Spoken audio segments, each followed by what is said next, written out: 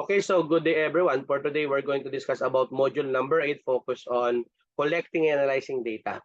Again, as I mentioned earlier, collecting and analyzing data in research is a crucial phase that requires a well thought out strategy and methodology.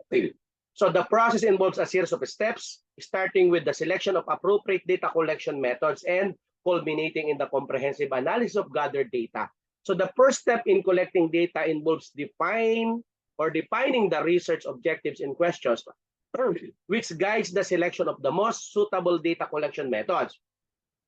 Researchers may use various approaches such as surveys, experiments, interviews, observation, or existing data sources. The choice of a method depends on the research goals and objectives and the nature of research problem and the available resources at the same time. For instance, qualitative research often employs methods like interviews or observations to gather descriptive, non-numeric data, while quantitative research relies on structured surveys or controlled experiments to obtain numerical data. Once the data collection process begins, researchers must ensure the accuracy and reliability of the collected information. And this includes maintaining clear and consistent protocols for the data collection, ensuring the quality of instrument use, such as survey questionnaire or experiment setups, and considering ethical implications and participant confidentiality. And this careful approach helps in obtaining high-quality data, reducing biases, and enhancing the credibility of the research findings. After the data has been collected, and the next phase involves organizing, cleaning, and preparing the data for analysis. This includes tasks like coding qualitative data, entering numerical data into software for analysis, and checking for any inconsistencies or errors. Researchers also need to ensure that the data is appropriately formatted and organized for the chosen analytical techniques. The analysis stage involves applying various methods to interpret the collected data.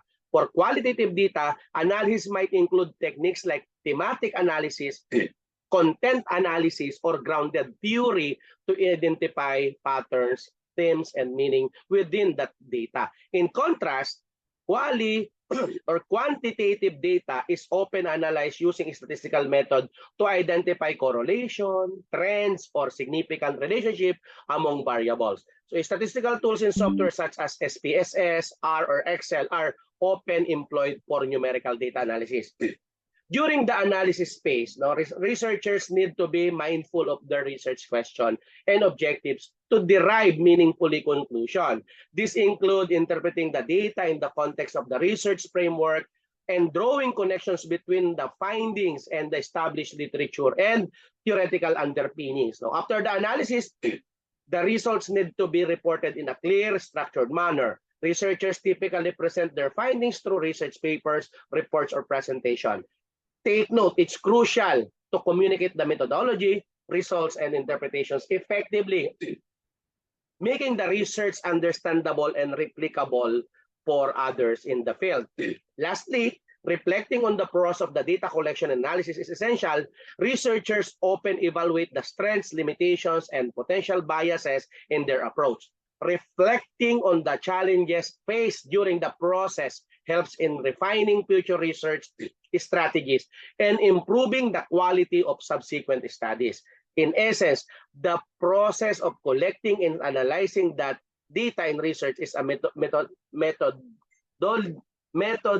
and iterative journey that involves careful planning, meticulous execution, and thoughtful interpretation.